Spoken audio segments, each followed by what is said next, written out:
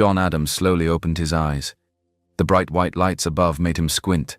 His body felt heavy, weak, almost lifeless. He tried to move his fingers, but they barely twitched. Where am I? What happened? He thought, his mind still hazy. Then it all started coming back. The car, the crash, the smell of gasoline, the sharp pain before everything turned black. His ears picked up a soft beeping sound. Machines. He was in a hospital. But why did his body feel so powerless? It was as if he had been lying here for days. Just as he tried to process everything, a voice made him freeze. "Dr. James, tell me, how long will he stay like this? Will he just lie there forever?" John recognized that voice. His wife, Mary. The doctor hesitated before answering. "He has a very small chance of waking up. But miracles do happen." Mary let out a frustrated sigh. "I see. Well, keep me updated." John's heart pounded. Why did she sound disappointed? Then his world shattered. Mary's phone rang. She answered with a voice so soft, so sweet. It wasn't meant for him. "Darling, it's me. Yes, he wrote the will. Everything will go as planned." John's blood turned cold. His wife was talking about his will. She thought he was going to die. And worse, she was happy about it. His fingers curled slightly. His mind sharpened. He had no strength to fight back, not yet. So he made a choice. He would pretend to be dead. John lay still, forcing himself to breathe slow and shallow. The steady beep of the machines helped sell the illusion. He listened, his heart pounding, as Mary continued speaking on the phone. He could hear every word, every breath, every movement in the room. But he had to stay perfectly still. He couldn't let Mary know that he was awake. Not yet. The first time he heard Mary talking about a will, he had convinced himself he was overthinking things. He had been in and out of consciousness, his mind cloudy, and he told himself it must have been the coma making him imagine things. Maybe he had misheard. Maybe she wasn't actually plotting against him. But now there was no doubt. Mary sighed loudly as if she were bored. John listened carefully. Her voice changed. It became softer, sweeter, like she was speaking to someone special. "Hey, love. Yes, I'm still at the hospital." John felt his stomach drop. "Love? Yes. Everything is moving according to plan," she continued, her voice smooth. "The doctor says he won't wake up, and even if he does, he won't last long." John's hands clenched into weak fists beneath the blanket. "The will is ready," Mary said. "The moment he's gone, the dealership is mine. And after that, ours." John's body burned with anger. She wasn't just planning for his death. She was planning a life with another man. The voice on the other end of the call spoke, but John couldn't hear it clearly. Mary giggled. "Of course, Robert. You'll be running things with me. We'll turn the dealership into something bigger. No more of John's boring business style." Robert. John knew that name. Robert was his assistant manager at the dealership. He had always trusted him, always given him chances to prove himself. And now Robert was stealing his life. John fought to keep his breathing slow. His mind was racing. Mary and Robert were waiting for him to die. And if he didn't, would they try to kill him themselves? He had no time to waste. He had to act fast. But first, he needed to hear everything. John's mind drifted back to that night, the night that nearly killed him. The memory felt sharp, vivid, like it had been waiting in the shadows, ready to hit him all over again. It had been a cold evening. The dealership had just closed and John was finishing up paperwork in his office. His phone was on silent, but when he checked it, his heart nearly stopped. A text message from Mary. "John, help me. I'm stuck on the bridge. I think someone is following me. I'm scared." His chest tightened. Mary was in danger. Without a second thought, he grabbed his coat, rushed out of the dealership, and jumped into his dark green sports car. He had to get to Mary. He gripped the steering wheel, pushing the speed limit. His heart pounded. Why was she out there alone? Who was following her? The closer he got to the bridge, the worse the sandstorm became. Visibility was low, and the road was getting more dangerous. His wipers fought against the sand, but he could barely see. Then it happened. His brakes failed. He slammed his foot down. Nothing. The car kept sliding. His pulse raced. His tires lost grip. The bridge was just ahead. He had two choices: swerve into the ditch and take the impact, crash straight into another car parked on the roadside. There was no time. He turned the wheel hard.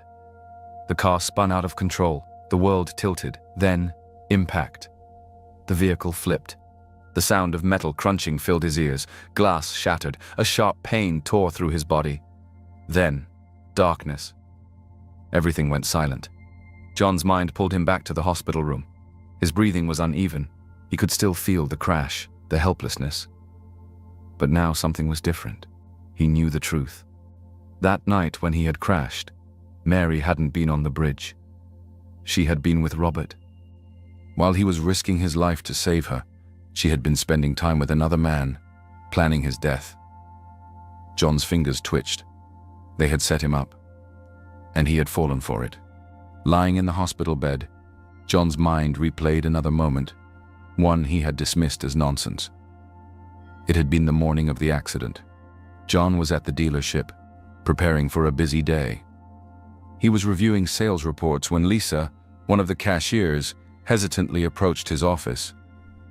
She looked worried, almost afraid. "Mr. Adams," she said softly, fidgeting with the hem of her shirt. "Can I talk to you for a second?" John barely looked up. "Make it quick, Lisa. I have a lot to do." Lisa swallowed hard. I had a bad dream last night." John sighed, rubbing his temples. "Lisa, I don't have time for dreams." But she didn't back down. "It was about you," she said. "I saw you in a car. There was a crash. It was bad. You didn't make it." John finally looked at her, raising an eyebrow. Lisa's hands trembled. "Please, Mr. Adams, just don't drive today. Take a day off. I can't explain it, but I know something bad is going to happen." John chuckled, shaking his head. "Lisa, I appreciate the concern, but I've been driving for over 10 years. I don't believe in bad dreams." Lisa's face fell. She looked like she wanted to say more, but she didn't. "All right," she whispered, stepping back. "I hope I'm wrong." Now, lying weak and broken in a hospital bed, John's stomach twisted. She wasn't wrong. She had seen it before it happened, and he had ignored her. If only he had listened. But there was no point in regrets now. He was still alive, and now he had a bigger problem to solve. He couldn't believe how blind he had been. While he lay weak and recovering, Mary was out there taking everything he built. He needed to know what was happening at the dealership. Meanwhile, at Adams Luxury Motors, the atmosphere had completely changed. The employees had been hopeful that John would recover, but Mary had other plans. She walked into the dealership, dressed in an expensive coat, acting as if she had been the owner all along.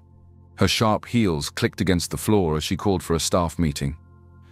The employees stood nervously as Mary faced them, arms crossed. "Listen up," she said coldly. "John is gone and I am in charge now. Things are going to change around here." The room fell silent. Lisa was standing near the back, her stomach twisting. Something about Mary's tone felt wrong. "We're done wasting money," Mary continued. "This dealership will run how I say. If you don't like it, you're free to leave." She turned her gaze toward Robert, her lover, who stood beside her with a smug look on his face. "Robert will be handling operations now," she announced. The employees exchanged nervous glances. Robert? He wasn't fit to run a dealership. John had always been fair and kind. He treated his employees like family. But Mary? She was ruthless. The first real blow came just 2 days later. Lisa was called into Mary's office. She felt a pit in her stomach. Something was wrong. She stepped inside cautiously. Robert stood next to Mary, arms crossed. Mary leaned back in John's old chair, the chair that didn't belong to her, and smiled. "Lisa," she said, "I'm afraid we have a problem." Lisa swallowed. "What problem?" Mary sighed, pretending to be concerned. "We have evidence that you've been stealing from the dealership." Lisa's heart stopped. "What?" Robert slid a piece of paper across the desk. It was a fake report, listing missing funds from the register. I didn't steal anything, Lisa protested. Check the cameras. Ask the other employees. Mary simply shrugged. The decision is final. You're fired. Lisa's hands shook. You can't do this. But Robert grabbed her arm and escorted her out. The other employees watched in shock as Lisa was dragged out of the dealership. Lisa turned, tears in her eyes. She had warned John about the accident. Now she was paying the price. Back in the hospital, John had no idea what had just happened. But he could feel it. Something was very, very wrong. And he was right. Lisa was gone. His dealership was stolen. Mary and Robert were in control. But what he didn't know yet was that he was only alive because of a stranger. 3 weeks earlier, the night of the crash, the sandstorm had blinded the city. The roads were dangerous. The accident had happened so fast. John's car had skidded, flipped, and slammed into a tree.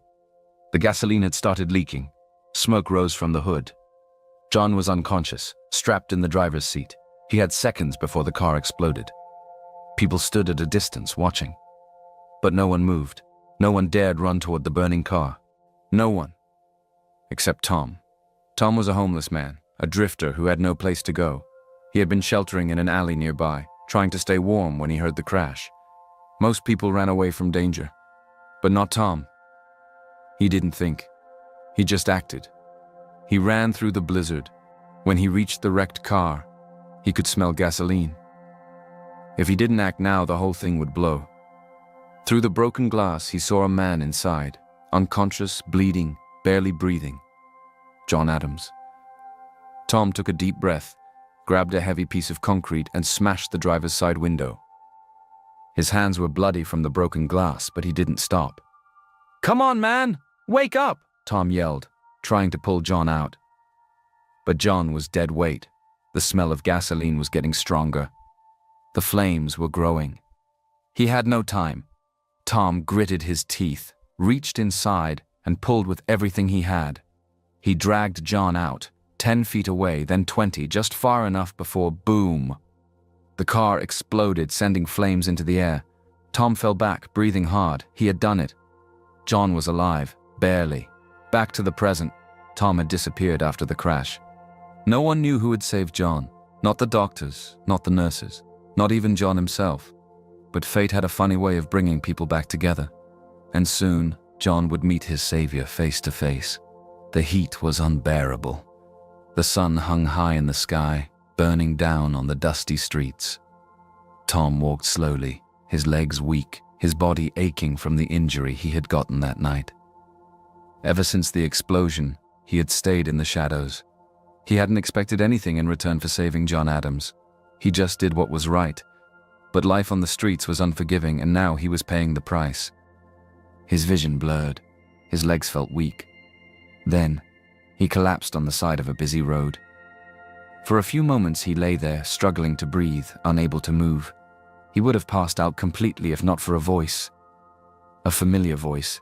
"Hey, are you okay?" Through his fading vision, he saw a woman's face hovering over him. Lisa. Lisa had been walking home after being fired from the dealership. She had barely made it a block before spotting a man lying near a roadside stall. At first, she thought he was just another drunk. But when she got closer, she saw the dried blood on his forehead, the exhaustion in his eyes. "Mike!" she called out, waving toward the dealership's old janitor, who had just finished his shift and was walking nearby. "Come help me." Mike hurried over, kneeling beside the man. "This one is in bad shape," Mike muttered, looking at Tom's wounds. Lisa didn't hesitate. "We need to get him to shelter before he collapses completely." Between the two of them, they lifted Tom, supporting him as they led him to a small back room behind a shop owned by one of Mike's old friends. The heat outside was ruthless, but inside, it was cool and shaded. As Tom's breathing steadied, Lisa brought him a cup of water. "Drink," she said gently. Tom hesitated, then took a few sips. For the first time in weeks, he felt safe. But he had no idea that fate was about to bring him face to face with the man he had saved. Tom sat in the dimly lit back room, slowly sipping water. Although his body was still weak, the shade provided relief from the heat outside. Lisa and Mike sat across from him, watching curiously. "What happened to you?" Lisa finally asked. "You look like you've been through hell." Tom let out a small, tired chuckle. "You could say that," he muttered, rubbing his forehead. Mike shook his head. "That cut on your head looks bad. You're lucky Lisa found you." Tom hesitated for a moment, then sighed deeply. "I should be dead." Lisa and Mike exchanged glances. "What do you mean?" Lisa asked. Tom leaned back against the wall, staring at the ceiling. 3 weeks ago, I pulled a man out of a burning car." Lisa's breath hitched. "A burning car?" Tom nodded. "There was an accident, a big one. People just stood there watching, scared to come close. I ran in, smashed the window, and dragged the guy out." Mike frowned. "You mean you saved someone's life?" Tom sighed. "Yeah. I barely made it out myself." Lisa's heart was pounding now. A burning car, a man trapped inside. A memory hit her like a punch to the chest. The accident. John Adams's accident.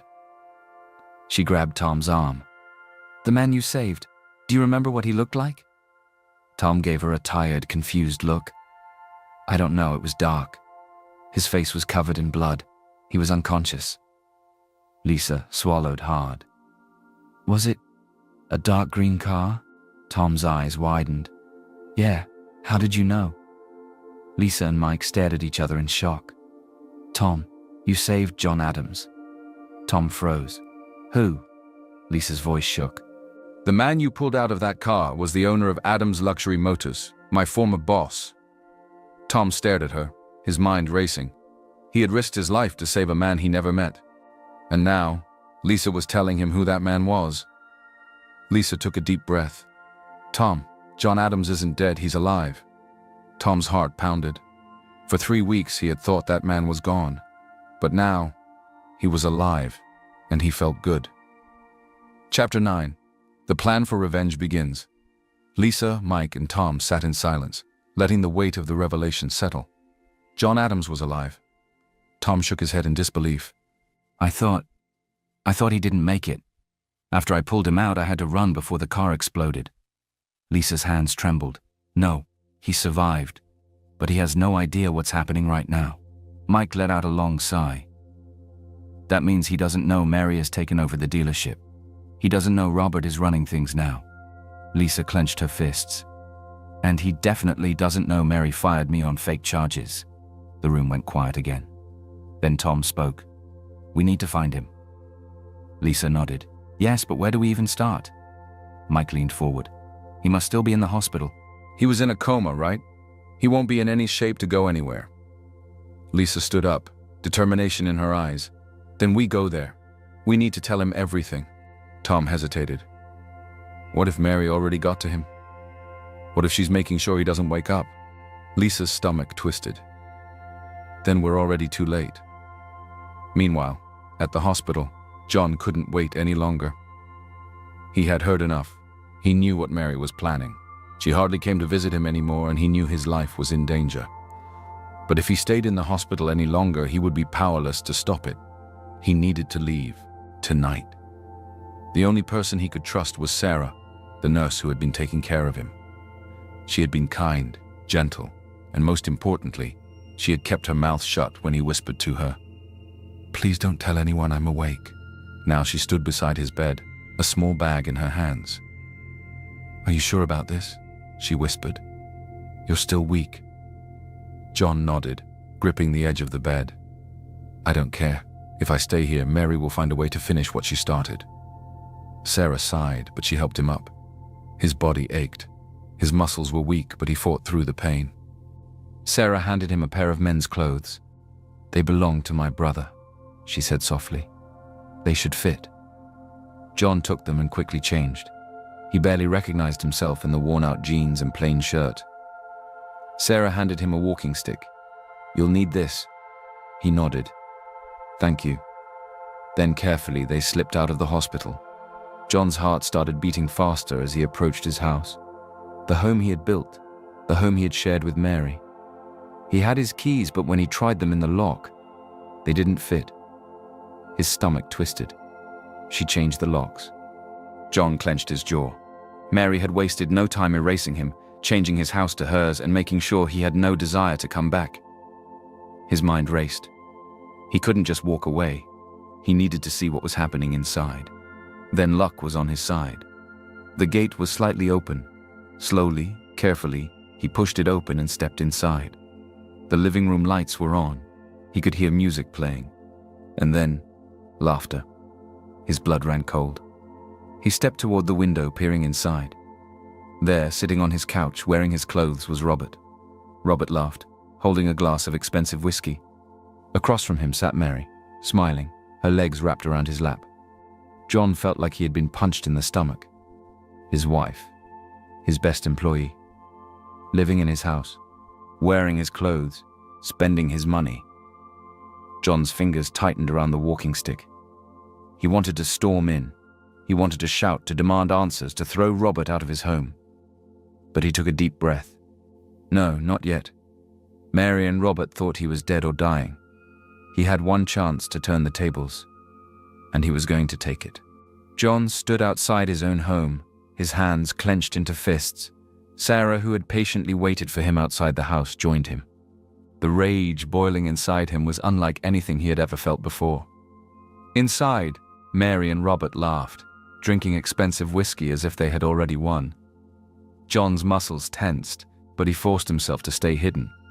"I need to hear everything," he said, turning to Sarah. He needed to know just how deep the betrayal went. Inside the house, Mary leaned closer to Robert, a wide smile on her face. "Can you believe it?" she said, swirling her drink. "It's almost funny.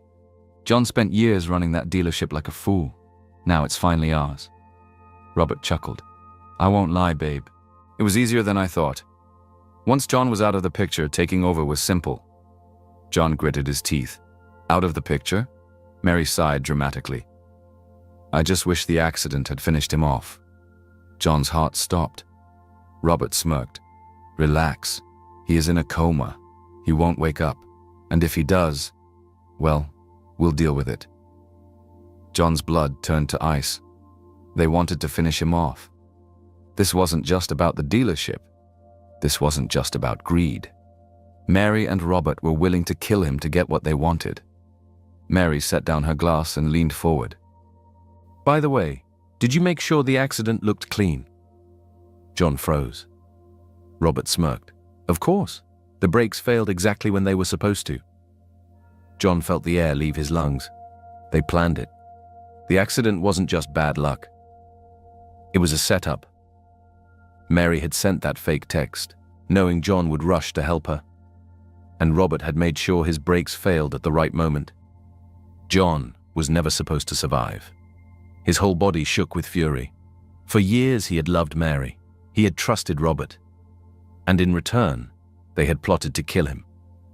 John took a deep breath, his fists trembling. He could walk in now. He could reveal himself, let them see the ghost they thought they buried.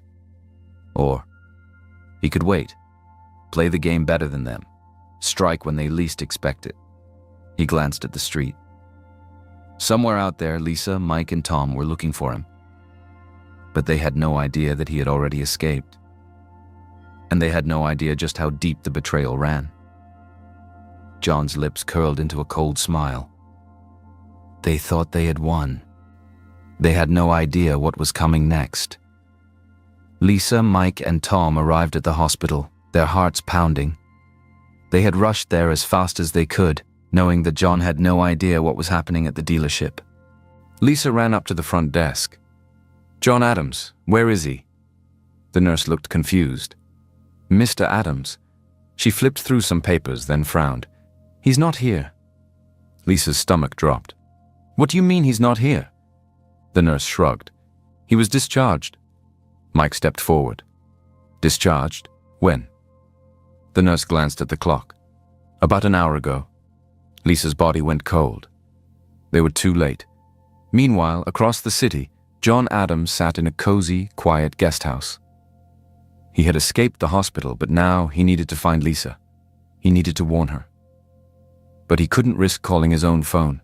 Mary or Robert might see the call. Instead, He turned to the only person who had been by his side, Sarah, the nurse who had helped him escape. "I need to find someone," he told her. "Her name is Lisa. She worked at my dealership." Sarah nodded, already pulling out her phone. "Give me a minute." She called someone, speaking softly. After a moment, she smiled. "She's on her way." John exhaled, relief washing over him. For the first time since he woke up in that hospital bed, he felt like he wasn't alone. Lisa, Mike, and Tom arrived at the guest house within the hour. The moment Lisa stepped inside, her eyes filled with tears. "Mr. John!" John turned to face her. He looked weaker than before, but his eyes were burning with determination. Lisa rushed forward, grabbing his hands. "You're alive," she whispered. John nodded slowly. "I am." Mike stood beside them, shaking his head.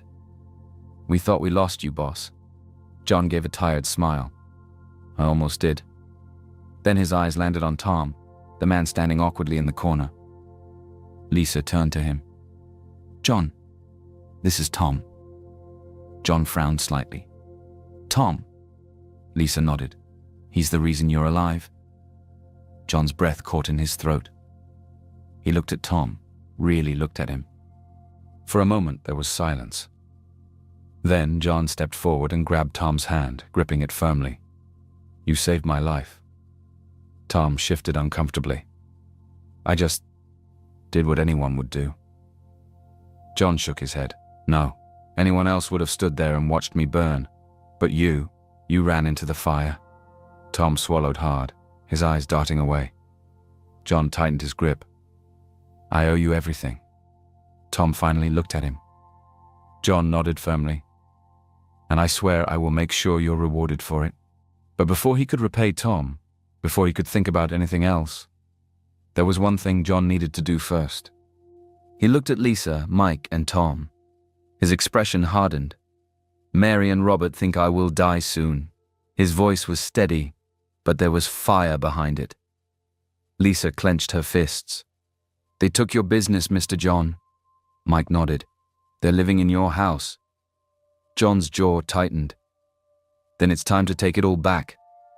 John sat in the dimly lit room of a cozy lodge, the only safe place he could find for now. Lisa, Mike, Tom, and Sarah sat across from him, their faces tense.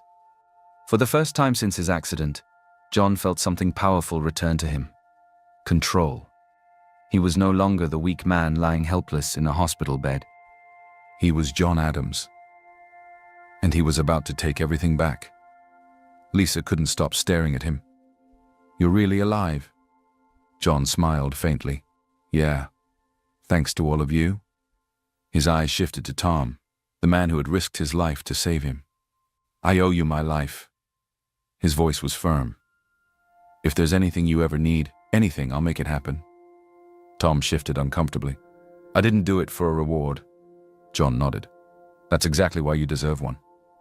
Lisa smiled, watching the two men shake hands. Mary and Robert had no idea what was coming. They were sitting comfortably in his house, drinking his whiskey, wearing his clothes, thinking they had won. But tonight, everything would change. John and his team moved carefully. Mike used his old security access to deactivate the house alarms. Lisa distracted the gate guard with a false delivery request. Tom positioned himself near the back, in case Robert tried to run. Sarah waited outside with a car, ready for whatever happened next. John stood at the front door, his heart steady, his grip firm on his walking stick. Then he rang the doorbell. The door swung open and there stood Robert, wearing John's silk robe. At first, Robert didn't react. Then his eyes widened. His face turned pale. You're supposed to be dead," John interrupted, stepping inside without permission. "I get that a lot lately." Mary appeared from the hallway holding a glass of wine. She nearly dropped it. Her eyes darted between John and Robert, panic rising in her face. "John," her voice shook. I can explain." John raised a hand. "Don't." He walked past them, looking around the house, his house. Everything was exactly as he had left it, except now it reeked of betrayal. "You changed the locks," he mused. "Didn't take you long." Mary swallowed hard. "John, please, I made a mistake. John turned sharply, his eyes cold as steel. "A mistake?" he echoed. "A mistake is forgetting an anniversary. A mistake is breaking a dish." He took a slow step forward. "But trying to kill your husband?" His voice dropped to a dangerous whisper. "That's not a mistake, that's murder."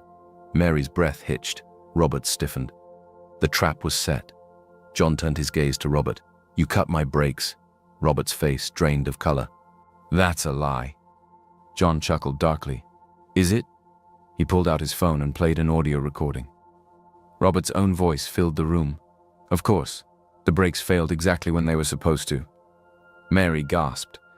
Robert staggered back. John had proof. "So tell me, Robert," John said, taking a slow step forward. "What's your next move?" Robert's eyes darted toward the back door, but before he could move, Tom stepped inside. "Going somewhere?" Tom asked, cracking his knuckles. Robert froze. He was trapped. Mary fell to her knees. "John, please, I was desperate. John shook his head. "You were greedy." Mary grabbed his leg, sobbing. "We can fix this. We can go back to the way things were." John looked at her with nothing but disgust. "There is no way." He stepped back, shaking her off. "Pack your things and get out." Mary's face twisted. "John, please. Now." His voice was final. Mary burst into tears, but she knew it was over. She stumbled upstairs to grab her things. Robert, still frozen in place, turned back to John. His fear had turned to anger. "You think you've won?" Robert sneered. "You're weak, John. You're nothing without me." John let out a cold laugh. Robert's fists clenched. "You don't deserve that dealership. I was the one keeping things running." John tilted his head. "Oh, you mean the dealership that's drowning in debt now? The one that's lost half its customers in the last 3 weeks?" Robert's mouth snapped shut. John stepped closer, lowering his voice.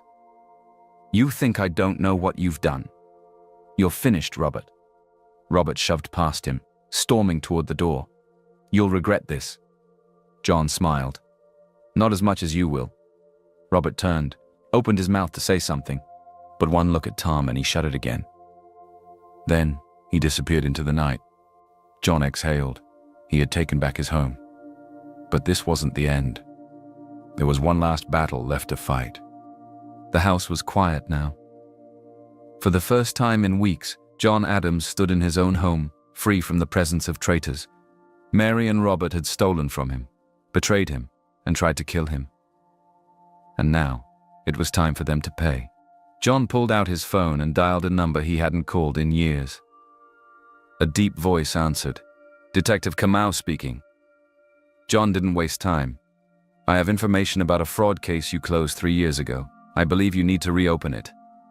There was a brief pause. "And who am I speaking with?" John's voice was firm. "John Adams." He laid it all out. How Mary had manipulated him. How she had forged documents. How she had stolen money before and gotten away with it. But this time, he had proof. Lisa and Mike had kept records of suspicious transactions at the dealership.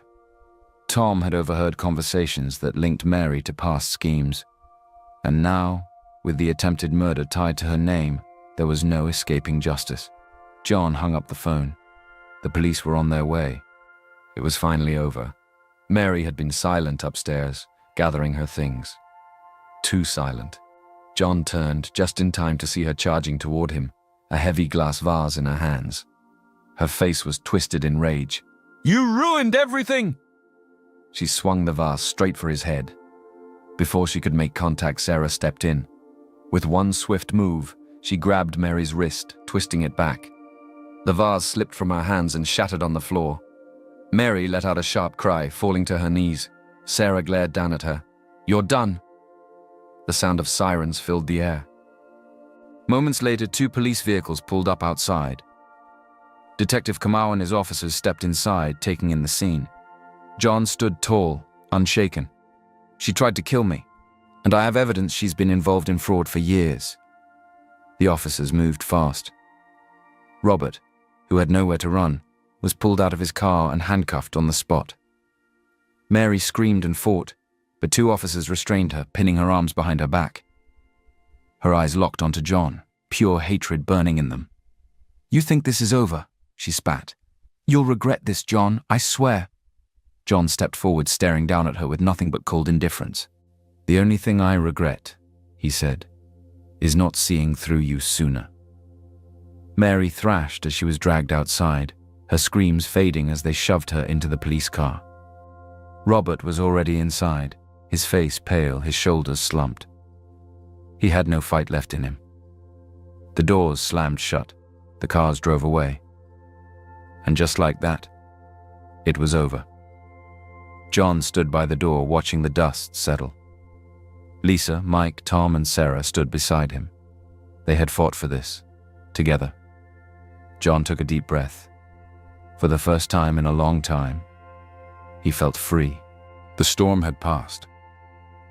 John Adams had taken back his life, his home, and his future. Now it was time to rebuild. The next morning, John walked into Adams Luxury Motors for the first time since the accident. The employees gasped as they saw him, some in shock, some in relief. They had all heard the rumors. But here he was, stronger than ever. John stepped onto the dealership floor, looking around at what was left of his business. It had been damaged under Robert's leadership. Morale was low, finances were a mess, and customer trust had been shattered. It was time for change, and John knew exactly where to start. John stood in front of his employees and cleared his throat. Things are going to be different now.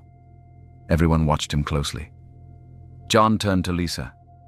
"Lisa, you were loyal to this company, even when it turned against you. You warned me, you tried to help, and you never gave up. From today forward, you're no longer just a cashier. You're my new head of customer relations." Lisa's eyes widened. "Mr. Adams." John smiled. "You deserve it." Lisa wiped away a tear and nodded. "Thank you." John then turned to Mike, the janitor. "Mike, you've been here longer than anyone. You know this place inside and out. You stood by me even when I wasn't around to see it. I want you to be the new operations manager." Mike chuckled in disbelief. "John, I clean floors. I'm not a manager." John smiled. "You are now." The room erupted into applause, but there was one more promotion left. John turned to Tom, the man who had saved his life. "Tom, I don't know much about you, but what I do know is that you're brave, selfless, and someone I can trust. If you want it, I'd like you to be part of the executive team, handling security and logistics for the dealership." Tom blinked. "An executive?" John nodded. "It's the least I can do." Tom swallowed hard, then shook John's hand. "I won't let you down." The dealership was in good hands now. That evening, he drove to the hospital, not as a patient this time, but as a man with something to say. Sarah was just finishing her shift when she saw him standing near the entrance. She smiled softly. "You look better." John took a deep breath. "Because of you." Sarah raised an eyebrow. "Is that so?" John chuckled, shaking his head. "Sarah, you helped me when no one else did. You trusted me when you didn't have to. You risked your job to keep me safe." She folded her arms. "Are you saying thank you or something else?" John exhaled, looking at her directly. "I'm saying I care about you more than I even realized." Sarah's expression softened. She took a step closer. "So what now?" John smiled. "That depends. Are you free for dinner?" Sarah laughed, shaking her head. "John Adams, are you asking me on a date?" John grinned. Yes, I am." Sarah smirked. "Well, it's about time." They walked off together, a new chapter just beginning. John Adams lost everything. But in the end, he gained more than he ever expected. True friends, loyal people by his side, and a woman who truly cared for him. And as he drove away from the hospital, he knew one thing for sure: the best was yet to come.